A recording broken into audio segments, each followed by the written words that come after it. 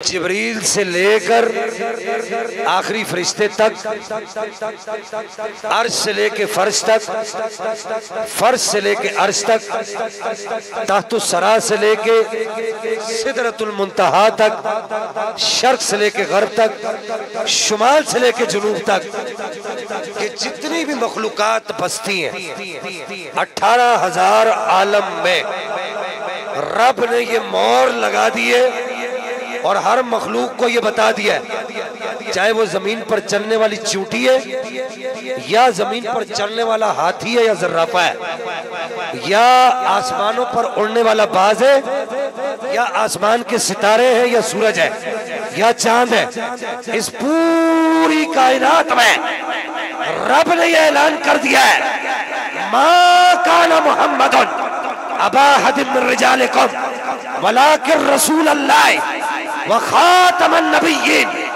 रब ने ये ऐलान कर दिया, लोगों सुन लो, अभी मैंने मोहम्मद को बनाया नहीं था, फैसला पहले कर दिया था, ये मेरे सबसे आखिरी रसूल है।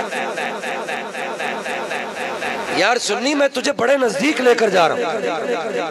अब अकीदा क्या है? खत्म नबूवत का अकीदा समझो। खत्म नबूवत का अकीदा ये है कि नबी पाक के ज़माने में या आपके ज़माने के बाद क़यामत तक कोई भी नया नबी नहीं आएगा। मेरे साथ दोहराओ इसको, नबी पाक के ज़माने में या आपके ज़माने के बाद क़यामत तक कोई भी नया नबी नहीं आएगा। अब इधर कादियानी उठते हो, कहते हैं जी देखो हजरत ईसा अलैहिस्सलाम तो आएंगे। तो मैंने कहा दज्जालो तुम्हें नहीं पता, हमारा अकीदा ये नया नबी नहीं आएगा। नहीं समझे आप? हमारा अकीदा ये नया नबी नहीं आएगा। हजरत ईसा अलैहिस्सलाम को तो पहले नबूवत दी जा चुकी है और वो आकर कोई अपनी शरीयत पर तो अमल नहीं कराएंगे। नौजवान समझ रहे तू?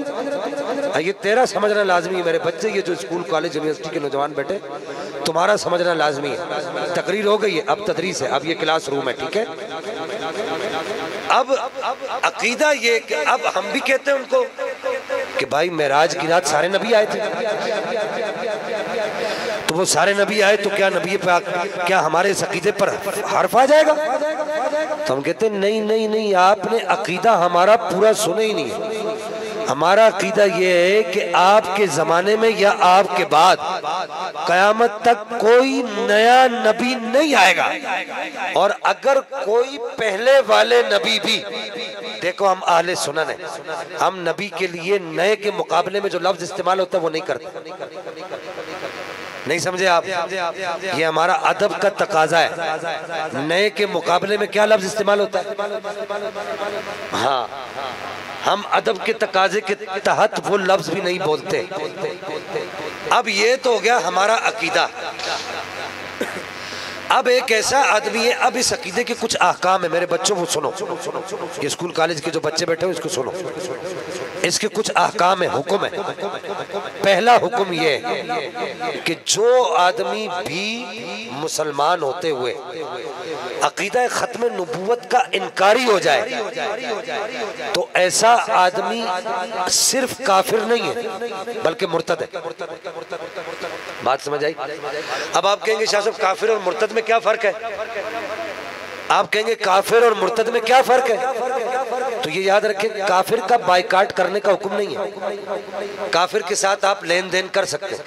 काफिर की दुकान है कपड़े की, आप उससे कपड़ा खरीद सकते हैं। काफिर की दुकान है दूध की, आप उससे दूध ले सकते हैं। दही की दही ले सकते हैं, लकड़ी की लकड़ी ले सकते हैं। लेकिन अगर कोई ऐसा आदमी है जो मुर्तद है, हाँ काफिर से गोश्त नहीं ले सकते, याद रखिएगा, ज़बीहा उसका नहीं ले सकते। तो लेकिन अगर कोई मुर्तद है, उसका शरीयत मुतारा ने टोटल बाइकाट किया है। शरीयत मुतारा ने ये कहा है ना कुछ देना है ना कुछ लेना है, चाहे कादियानी हो, चाहे जिक्री हो, चाहे बिहाई हो, चाहे मुसलमी हो, चाहे अंसवी हो, चाहे मुतनबी हो, कोई भी नबूवत का दावेदार नबी पाक के बाद। और ये भी याद रखो, अदब के तकाजे के तहत हम ये भी कहते हैं कि ये लफ्ज हम इस्तेमाल नहीं करते कि झूठा नबूवत का दावेदार, हम ये लफ्ज इस्तेमाल नहीं करते, क्योंकि हमारे उस्ताद कहते थे, मौलाना अब्दुल रशीद साहब इरशाद फरमाया करते थे, आप कहते थे कि नबी झूठा नहीं होता, और जो झूठा हो वो नबी नहीं होता। नहीं समझे आप? लिहाजा हम ये कहते हैं कि नबी पाक के बाद कोई भी नबूवत का दावेदार अगर उस पर कोई आदमी ईमान ले आता है तो इसका मतलब है वो मुर्तद है, और मुर्तद के ahkam मैंने आपको बता दिए। अच्छा, एक तो वो आदमी है जो मुसलमान था और उसने किसी भी नबूवत के दावेदार पर नबी पाक के बाद उसकी बात मान ली, उसने कहा ठीक है जी मैं आपको नबी मानता हूँ। लेकिन एक वो आदमी है कि जो पहले काफिर था, वो कहीं इनकी चिकनी चपड़ी बातों में आया, इन्होंने देखा कि भाई, इन्होंने कहा देखो हम भी नमाज पढ़ते हैं, वो भी नमाज पढ़ते हैं, हम भी पगड़ियां बांधते हैं, वो भी पगड़ियां बांधते। कादियानी और ये जो जिक्री जो खत्म नबूवत के मुनकरीन है, ये हमसे सोनी सोनी पगड़ियां बांधते हैं।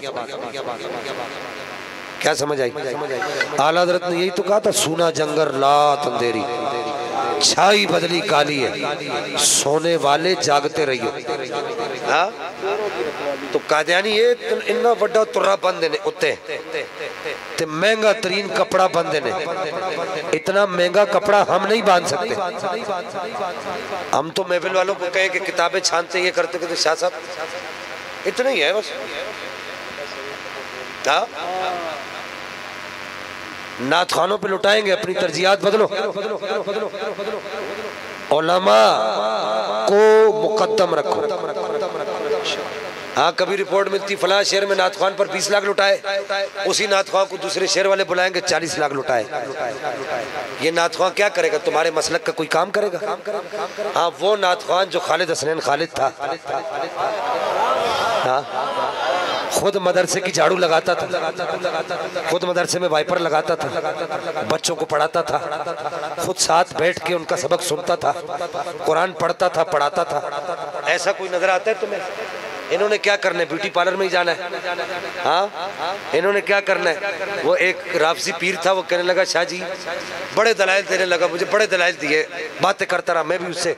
मैंने कहा पीर साहब एक काम करते, बाहर निकलते, ठेले वाले को रोकते हैं, अपनी बूथी तू भी उन्हें 10 मैं भी 10 देना, उससे पूछ लेते हैं अली का नूर किसके चेहरे पे चमक रहा है। हाँ जी, तो खुदारा अपनी तरजीहात को भी बदलो मेरे सुन्नी भाइयों, तरजीहात को बदलो, इदारे बनाओ, इदारों में जाके खबर लो। चूंकि मैं खुद मुदर्रिस 16 साल से पढ़ा रहा हूँ, दरबा यदरिबु दरबन फहुवा दारे पढ़ा रहा हूँ। बाबा जी जो गिरदाने सुनाते थे ना, हाँ, तो हमने बाबे के सुना दूं? हाँ, ना करे,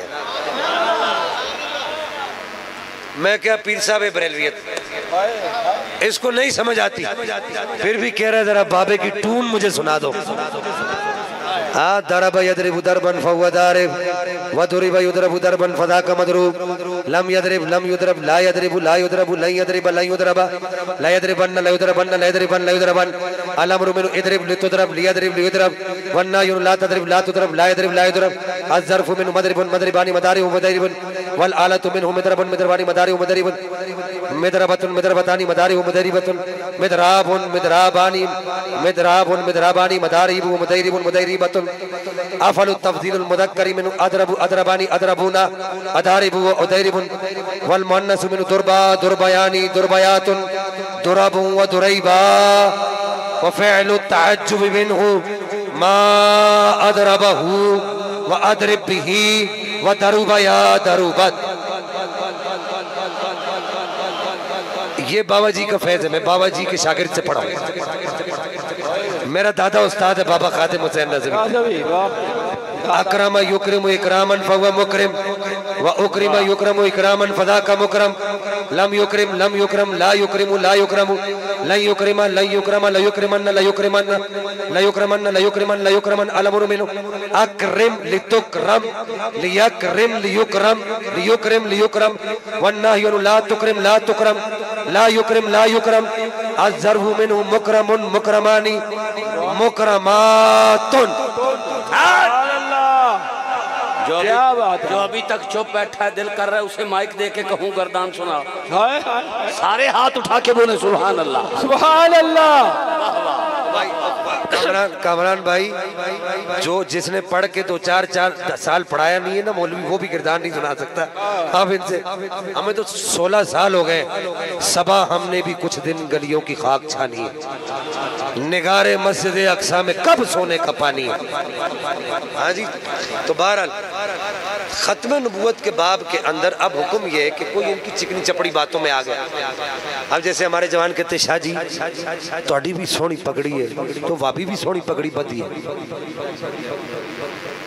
ਤੁਹਾਡੇ भी इतने परना पे तो वह भी पान लग गया, ਤੁਹਾਡੇ हाथ में भी तस्वीर तो ਉਹਦੇ हाथ में भी तस्वीर है, ਤੁਹਾਡੇ हाथ में भी साफा ਜਿਹੜੇ ਸਾਡੇ ਉਲਮਾ रखते ने असा, तो ਉਹਦੇ हाथ में भी असा है, ते तुसां भी ਜਿਹੜਾ है तस्वीर खड़काते हो तो वह भी खड़का रहा है, तो फर्क की है। तो मैं क्या तक पगड़ी वो भी बन रहे थे, पगड़ी कादियानी भी बन रहे, तस्वीर वो भी खड़का रहे थे, तस्वीर कादियानी भी खड़का रहे, साफे वो भी बन रहे थे, इन्हें भी बदे ने। तो फर्क किंज होएगा? बोला फर्क इंज होएगा कि जिसको खटखटा के चेक करेंगे, बता अहमद रजा को मानता है कि नहीं मानता? खोटे खरे की पहचान है। अब अगर कोई ऐसा आदमी है जो काफिर था, इनकी चिकनी चपड़ी बातों में आ गया चिकनी चपड़ी बातों में, और उसने इनकी बात पर आकर समझा कि मैं मुसलमान हूं और मिर्जे की तालीमात पर अमल करने लग गया, तो फिर भी ये मसला याद रखो, ऐसा आदमी भी मुर्तद है। वो काफिर था, अब काफिर से थोड़ी और तरक्की होगी उसकी, अपग्रेड हो गया, मुर्तद हो गया। लेकिन अब एक ऐसा आदमी है जो ये कहता है खत्म नबूवत का मसला कितना नाजुक है। मेरे नौजवान कान को खोल के सुनना, जो ये कहता है कि मैं मिर्जा को नबी नहीं मानता लेकिन पेशवा मानता, मुक्तदा मानता, रहनुमा मानता, तो उलमाए अकायद ने लिखा ये भी मुर्तद है। अब एक ऐसा आदमी है, बस जल्दी जल्दी मसले बताता जा रहा हूँ। अब एक ऐसा आदमी है जो कहता है ना मुक्तदा मानता हूँ ना पेशवा मानता हूँ, ना ही मैं मिर्जा को इमाम मानता हूँ, बस अच्छा आदमी मानता हूँ। तो अब उसका क्या हुक्म है? फरमाया ऐसा आदमी भी मुर्तद है। कहा कीता खत्म नबूवत इतना नाजुक मसला है, इतना नाजुक मसला है। इधर देखना, हजरत खालिद बिन वलीद कहते इतना नाजुक मसला है। हजरत खालिद बिन वलीद में कहते हैं कि जब यमामा की जंग लड़ी जा रही थी ना, तो मैं जमात कराने के लिए जब खड़ा होता था, सैयद साहब शाह साहब कहते जमात कराने के लिए जब खड़ा होता था, वो साहबा जिन्होंने कभी भी जमात तर्क नहीं की, उनमें से टोटल 6 या 7 या 8 या 10 साहबा मेरे साथ जमात में शामिल होते थे। मैं जमात से सलाम फेर के जाता था तो किसी का बाजू कटा हुआ है, किसी की उंगलियां कटी हुई है, किसी का हाथ इधर से कटा हुआ है, किसी की कोहनी इधर से कटी हुई है, किसी की गर्दन पर बर्छियां लगी हुई है, किसी के पेट पे बर्छियां लगी हुई है, किसी की जान कटी हुई खुली हुई ऐसे पड़ी हुई है, किसी का पेट फटा हुआ ऐसे पड़ा हुआ है, अंदर से गुर्दे कलेजे बाहर आए हुए हैं, किसी का जो है वो एक एक उज़्व कटा हुआ है। हजरत खालिद बिन वलीद कहते हैं कि मैंने एक ऐसा आदमी भी देखा कि जिसके सारे आज़ा कटे हुए थे, चोटें लगी हुई थी, जख्म थे, सांस चल रही थी। मैंने कान करीब किया तो आवाज यही आ रही थी, क़ाल रसूलुल्लाह सल्लल्लाहु अलैहि वसल्लम ला नबी यबादी, ला नबी यबादी, ला नबी यबादी। यानी कि आवाज ये आ रही थी कि तेरा खावा, तेरे में गीत गावा, या रसूल अल्लाह, तेरे नाते में गर्दन क्यों ना कटावा या रसूल अल्लाह। ताजदारे खत्मे नबूवत, ताजदारे खत्मे नबूवत, ताजदारे खत्मे नबूवत, लब्बैक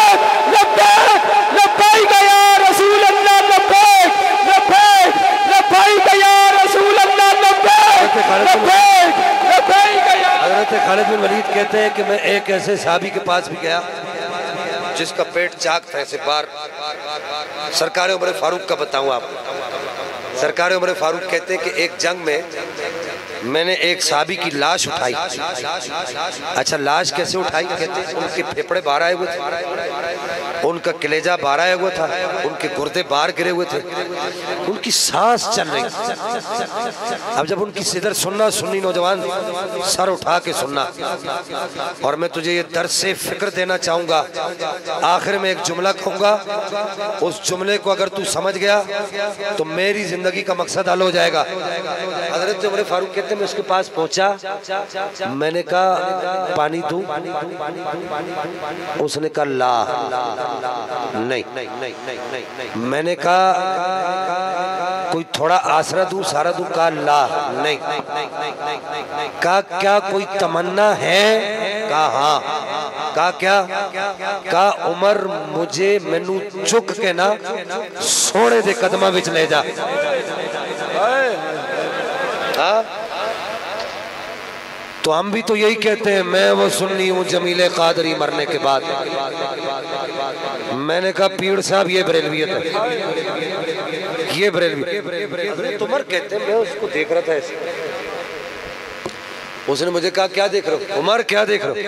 कहा तेरे कलेजा बाहर पड़ा हुआ है, फेफड़े बाहर पड़े हुए, गुर्दा बाहर पड़ा हुआ, अंतड़ियां कट के बाहर आई हुई है, तो मैं तुझे उठाऊं कैसे?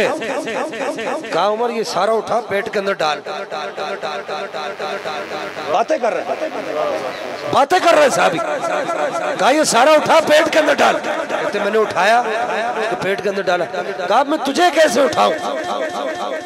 ये तो फिर उछल के बाहर आ जाएगा। फरमाया ये पेट चाक हुआ वो था बीच में। कहा तेरे हाथ उमर, हजरत उमर के हाथ ऐसे बड़े बड़े हाथ।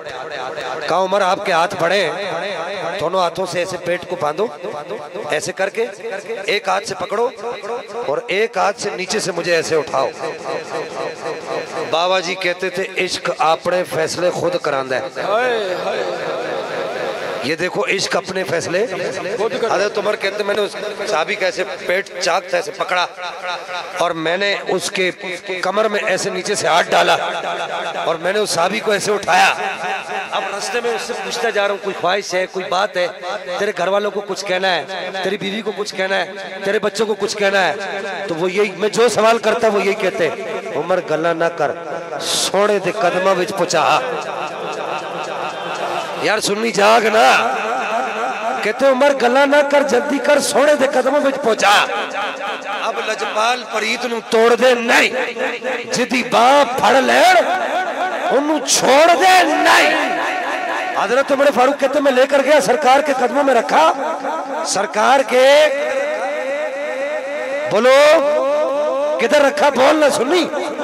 कदमों में रखा। मैंने कहा भाभी साहब हम हाथ बांध के पढ़ते मुस्तफा जाने रहमत पे लाखों सलाम।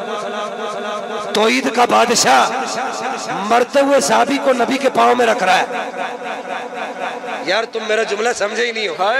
तौहीद का बादशाह उमर फारूक नबी के पांव में रख रहा है और फिर तौहीद का शहंशाह नबी वो अपने साहबी को कहते ये क्या कर रहे हो, शिरक हो रहा है?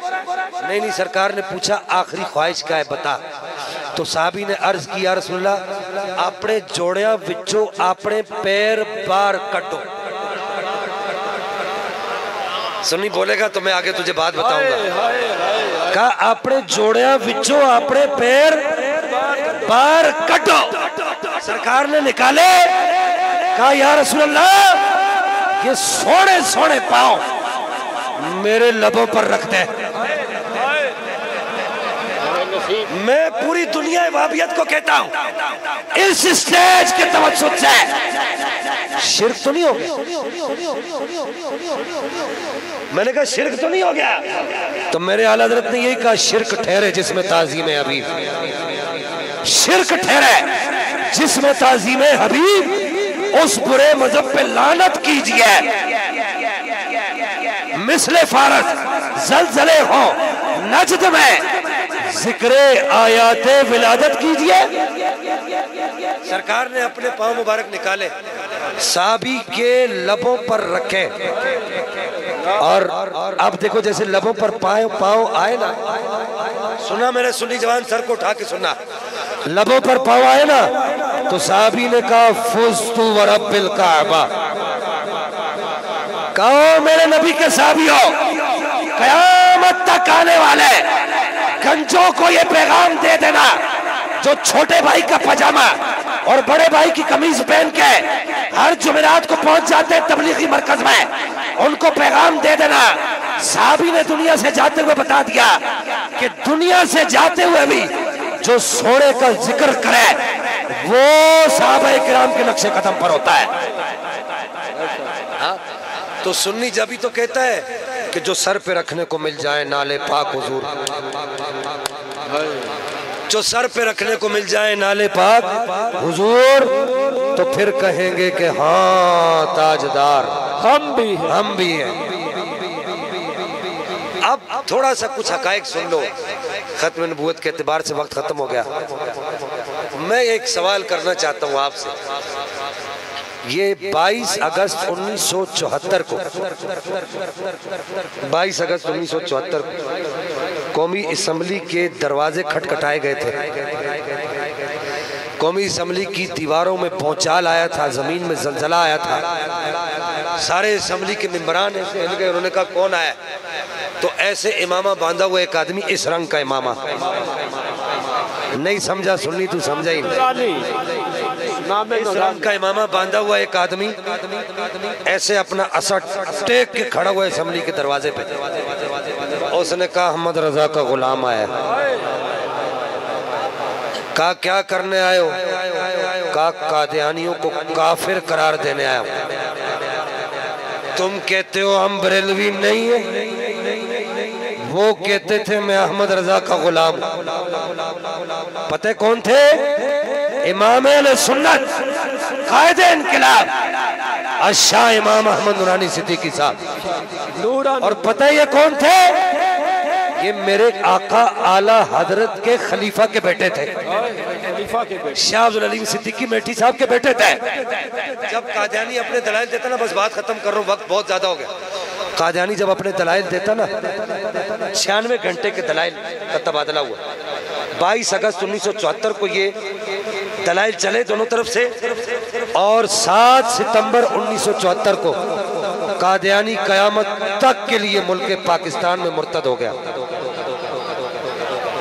कयामत तक के लिए मुर्तद हो गया। तो सारे ये पीछे खड़े हुए थे, बड़े बड़े पेट वाले, जो पहले पेट अंदर जाता है फिर पीछे से अंदर जाते हैं, ये सारे खड़े हुए थे। आगे जो इमाम खड़ा था वो इमाम नूरानी था। वो कादियानी खड़ा होकर जब दलाइल देता ना, तो सारे अपने अपने बगले जाते। अब क्या करें? तो ऐसे असर टेक के नूरानी साहब खड़े होते और आप कहते कि अहमद रजा का ताज़ा गुलिस्तां है आज भी, खुर्शीद इल्म उनका दरख्शां है आज भी। लाख जलते रहे दुश्मनाने रजा, कम न होंगे कभी मदह खाने रजा। आप कहते तुम्हारा जवाब अहमद रजा का गुलाम देगा। ये बड़ी जिम्मेदारी से कह रहा हूँ, जाओ पाकिस्तान की अदालतों के रिकॉर्ड उठाकर देखो इन तारीखों के। आप ऐसे कहते ठोक के खड़ा होते, आप कहते हैं अहमद रजा का गुलाम तुम्हारा जवाब देगा।